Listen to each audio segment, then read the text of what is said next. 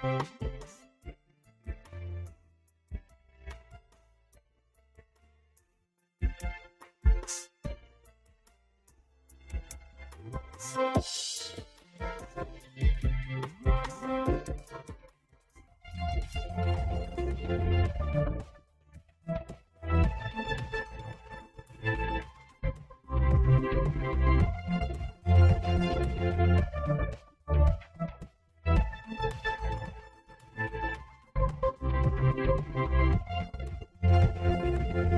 very good evening to you. Thank you so much for tuning in to Kutv Primetime News at 9. We have so much stories lined up for you, but first, let's get an introduction.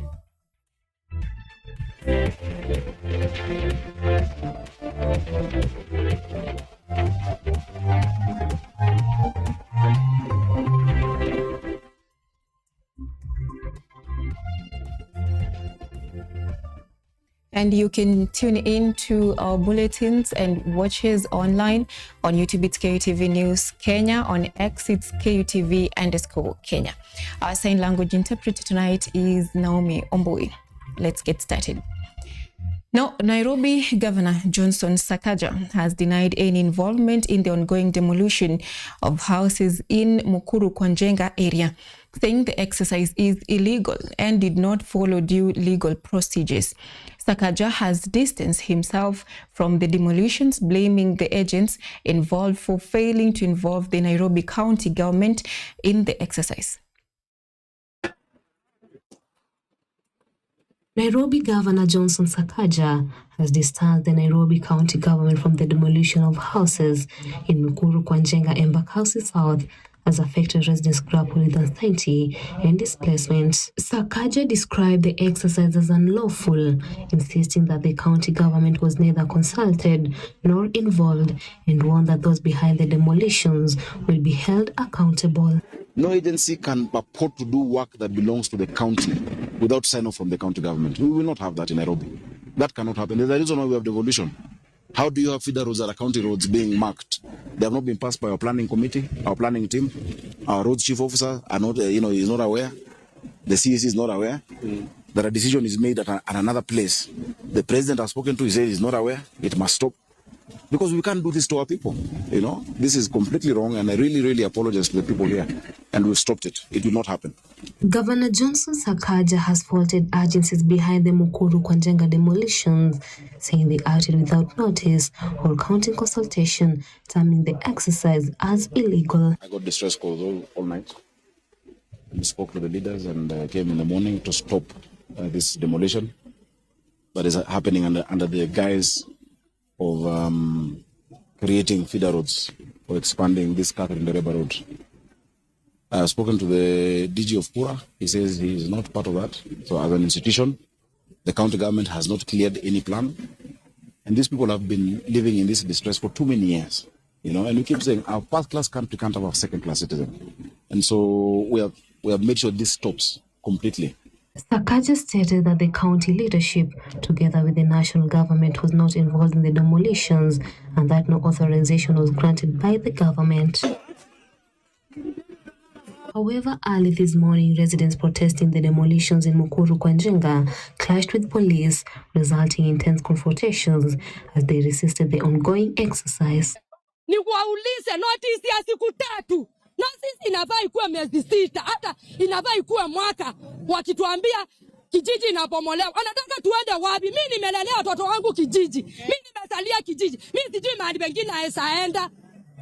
Pesa wanalibu, si wale kote watoto wako grade 10 wapeleke shule. Watoto wako huku wanahangaikia huku. Sisi tumechukua loni, mama boga amechukua loni. Wanasema binadamu, watutupi maji, watu wane huruma. Wangesema mapema tujipange. Sisi watu wa binadamu kama hao. Ama sisi binadamu, tunataka binadamu kama sisi.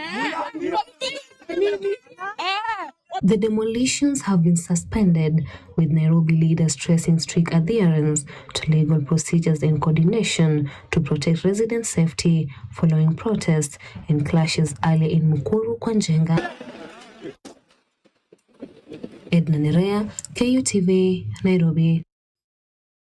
Thank you, Neria. And rumors of a conflict between the family of ODM party leader Oburu Oginga and the late Raila Odinga have been refuted by Jaramogi Oginga Odinga's Kawor clan.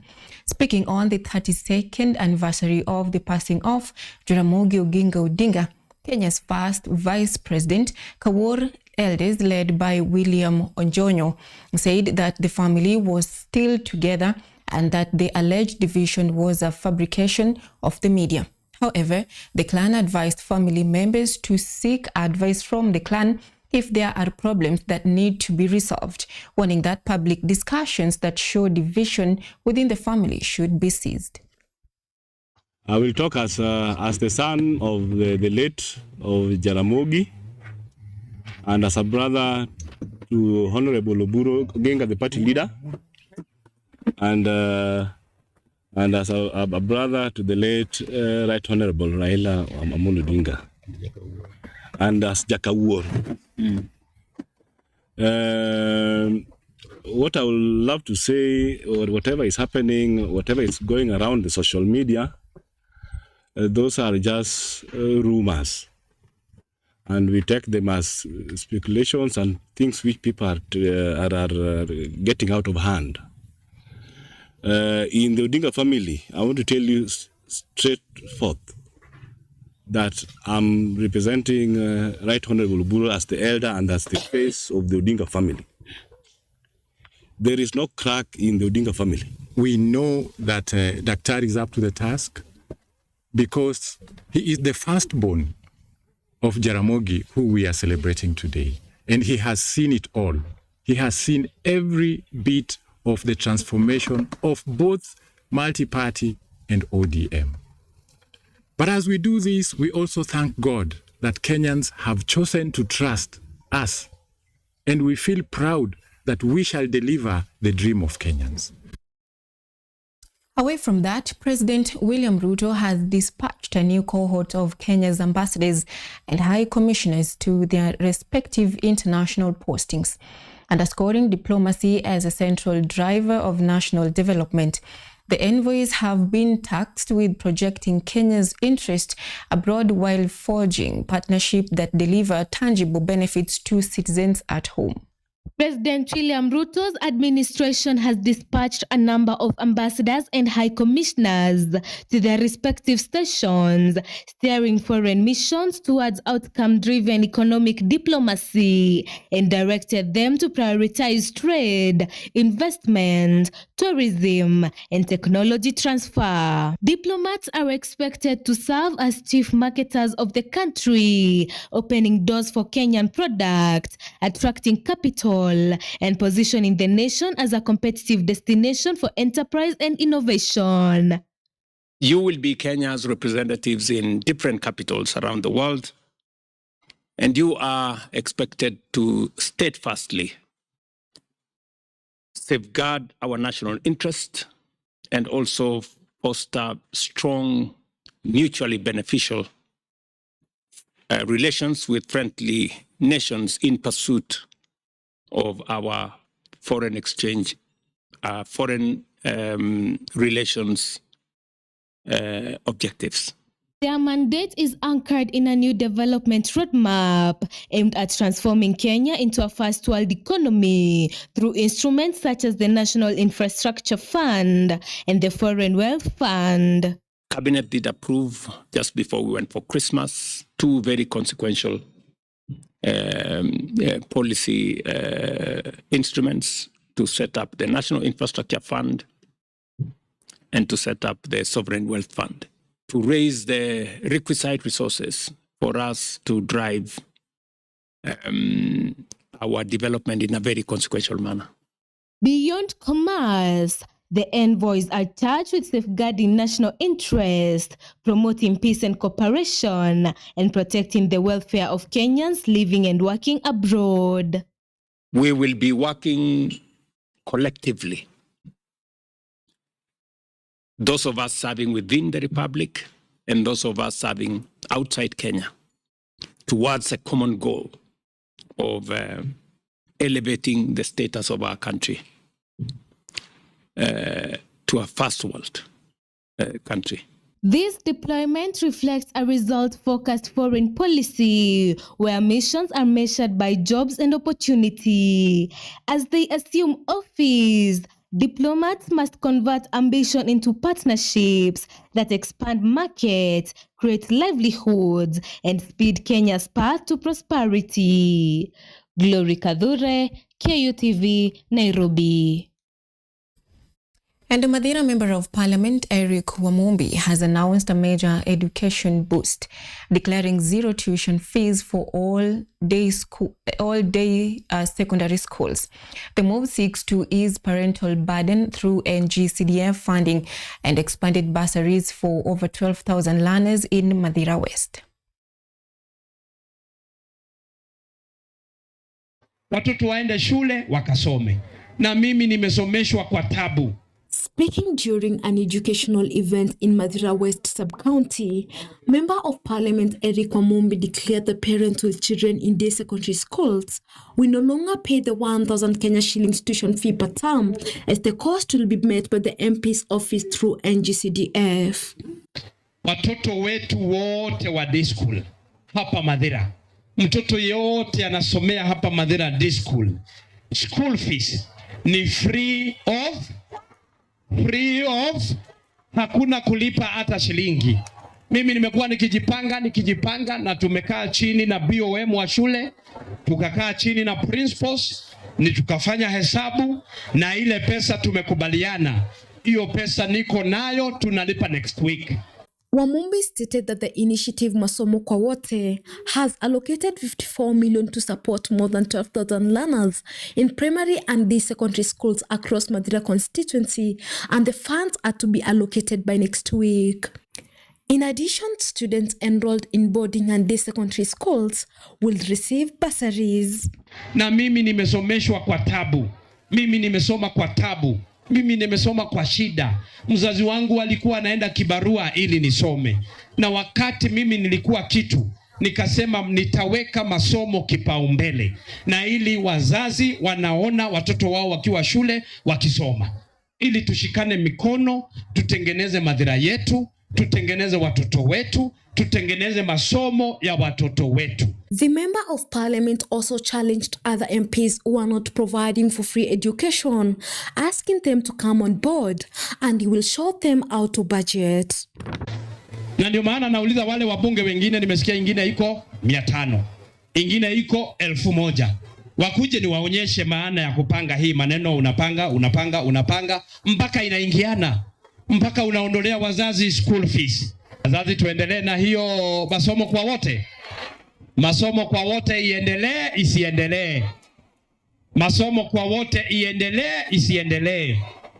As more leaders in Kenya adopt measures to make education affordable, this move is expected to ease financial burden on parents and provide more practical solutions to students.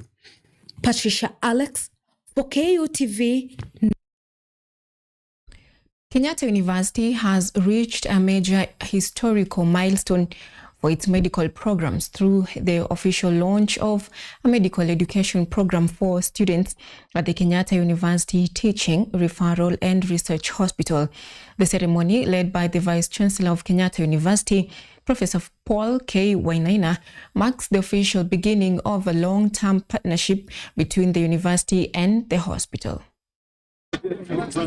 Kenyatta University's leadership, headed by Vice Chancellor Professor Paul K. Wainaina, has officially launched a medical education program for its students.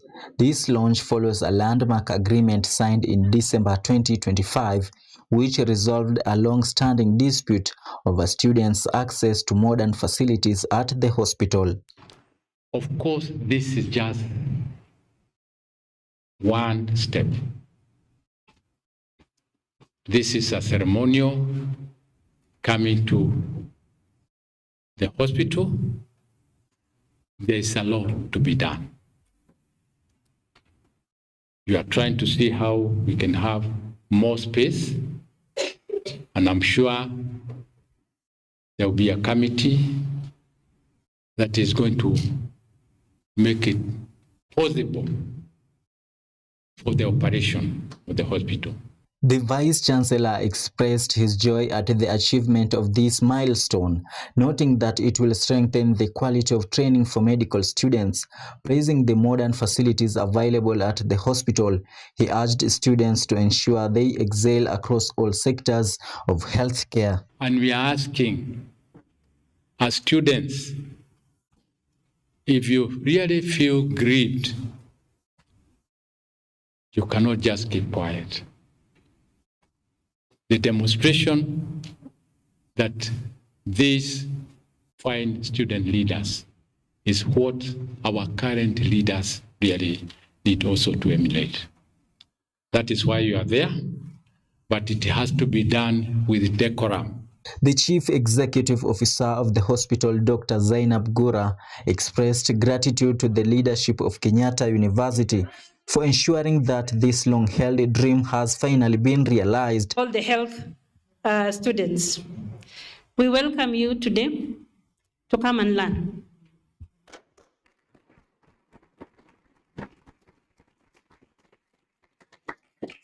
Because you have access to one of the best facilities in this country, we expect you to be the best. We expect you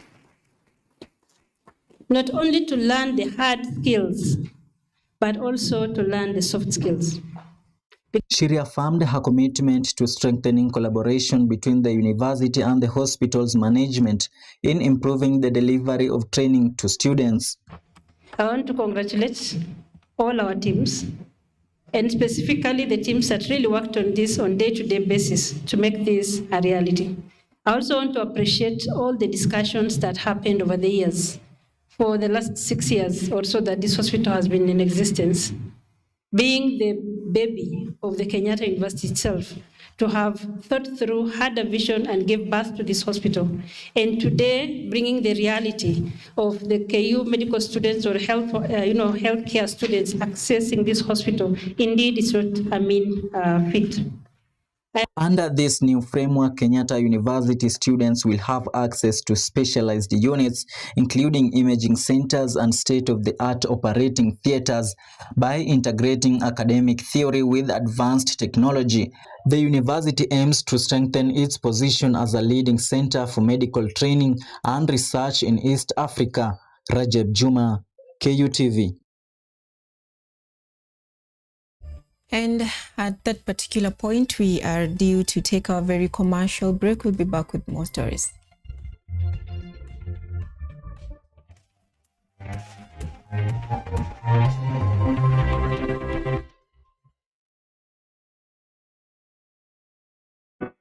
Miti miti, panda panda. Our planet's future is in our hands. However, there is a threat to the brightness of this tomorrow. On EarthCheck, we share the challenges, the solutions, and the hope. I would call this a very momentous day, a very critical day. Every episode, every story, every step we take creates a ripple. Join me, the environmentalist Emmanuel Kutosi, on KUTV every Wednesday at 8 p.m. and be part of... Welcome.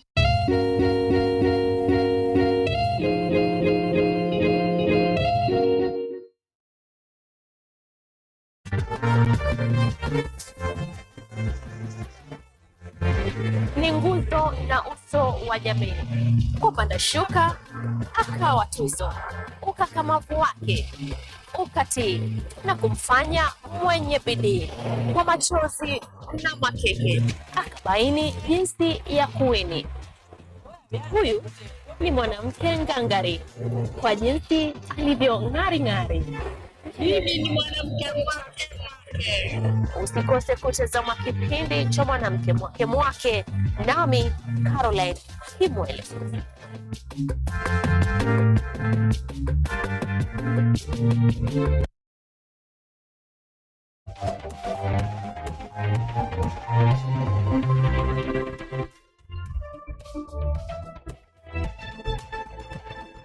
Welcome back. Now, the Embu High Court received ballot boxes and other sensitive materials from the fiercely contested Mbeere North constituency by-election last year on Tuesday. The action is intended to protect evidence in case there is a recount during the hearing of an electoral petition contesting the results, which is set to start on March the 9th. The lawsuit comes after High Court Judge Richard Mwongo issued a preservation injunction on January the 15th, 2025. And in order to guarantee their integrity and prompt availability for any examination or recount needed during the proceedings, the court required that all election documents be safeguarded at the court. Mercy Kinyua, Deputy Chief Magistrate, highlighted this stringent security measure controlling access to the stored items. We have locked all the materials. Each party has their key, including myself. And as Wakilis and the Honorable Chief Magistrate has said, I will reiterate, nobody will open any door without the presence of the other person. Tumepatiwa kila mtu funguo, kila petitioner amepatiwa funguo yake, upande wa upinzani wamepatiwa funguo zao na koti imebaki na funguo moja, hata IBC wako na funguo. Ni kumaanisha hakuna mtu anaweza ingia kwenye hiyo store mahali zimewekwa bila mwingine kuwa. Jaji alituambia kukatakikana kuwa hiyo room itafunguliwa, tutakuwa tunaitwa wote ndio tunakuja inafunguliwa. I know we have the petition which has been filed in Embu Law Court, and it was one of the hotly contested petition, and as court and as the head of station we expected the judge to issue an order for scrutiny of the votes, and by going by that we had to prepare a safe place to keep those materials. That's why we have a court which have very secure.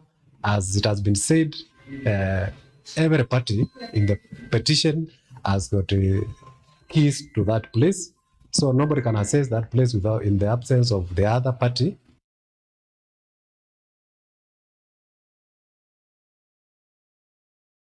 And matters tourism, Kenya's tourism sector continues to show strong growth as the county attracts new international markets, with Kilifi County emerging as one of the main beneficiaries.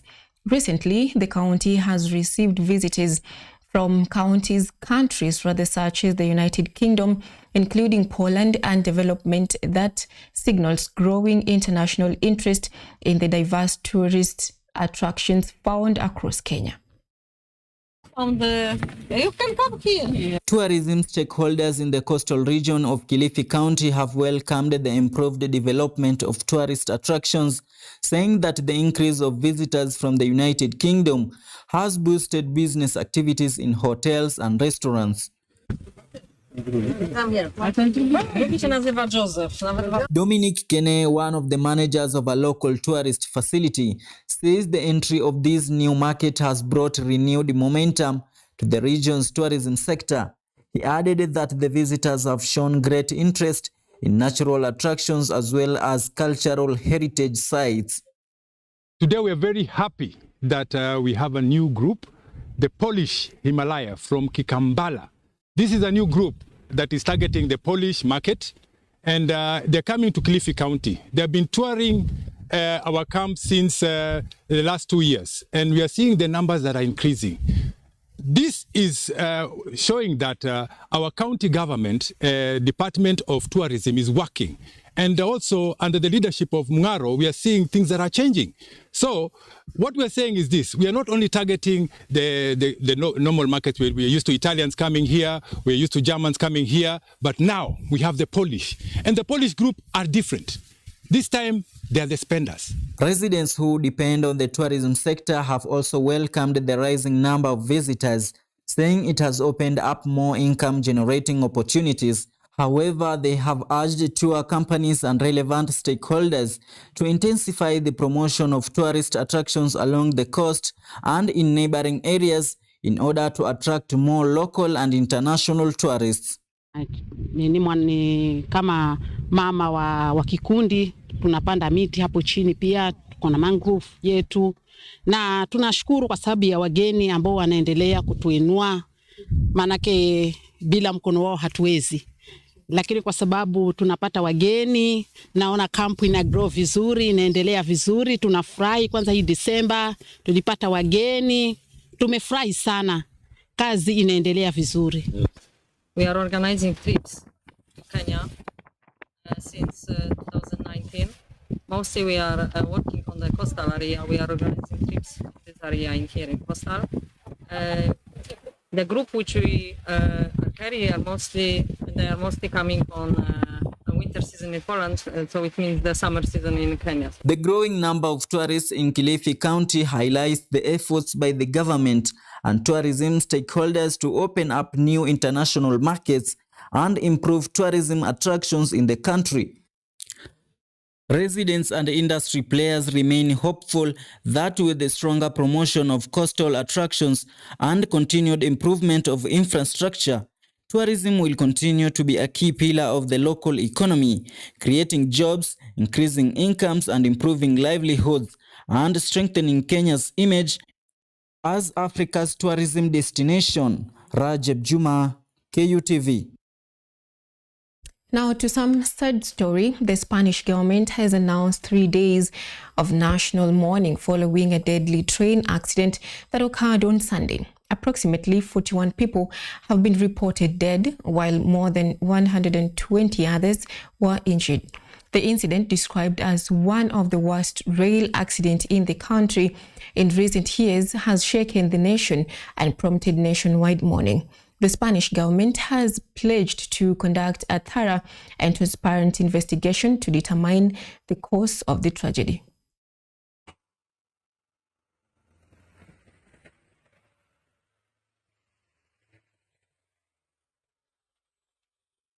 A cloud of deep sorrow has settled over Spain following the train accident that occurred on Sunday evening near the town of Adamos in the province of Cordoba. A high-speed train traveling from Malaga to Madrid derailed and crossed onto the track of another train coming from the opposite direction. The two trains collided with tremendous force, causing several carriages to overturn and break apart, with twisted metal and debris scattered across the site crash. The two trains collided with tremendous force, causing several carriages to overturn and break apart, with twisted metal and debris scattered across the crash site. Rescue teams, including firefighters, medical personnel, and security officers, rushed to the scene and carried out rescue operations throughout the night. The efforts focused on saving survivors who were trapped inside the severely damaged carriages. According to authorities, at least 41 people lost their lives, while more than 120 others were injured, some of them in critical condition. Several victims remain hospitalized and are receiving specialized medical care. Spain's Prime Minister Pedro Sanchez announced 3 days of national mourning and conveyed his condolences to the families of those who died. The government emphasized that a full investigation is underway, with transport officials stating that there is currently no indication that excessive speed or human error caused the accident. The investigation is instead focused on the possibility of technical failures or problems with the train infrastructure. Akida Kasim, KUTV, Nairobi.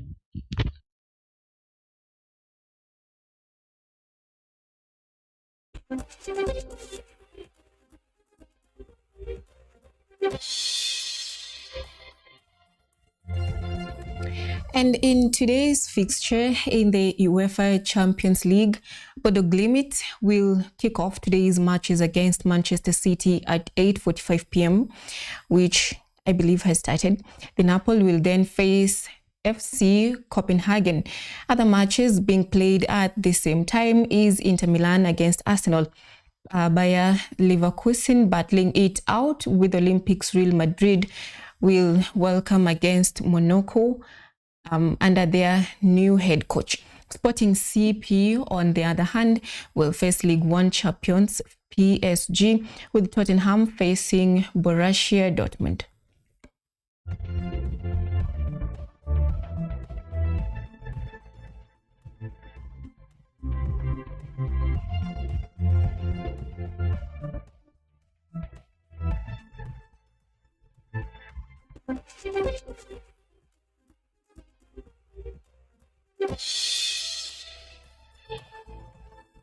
Well, thank you so much for your time. That is all we had for you tonight.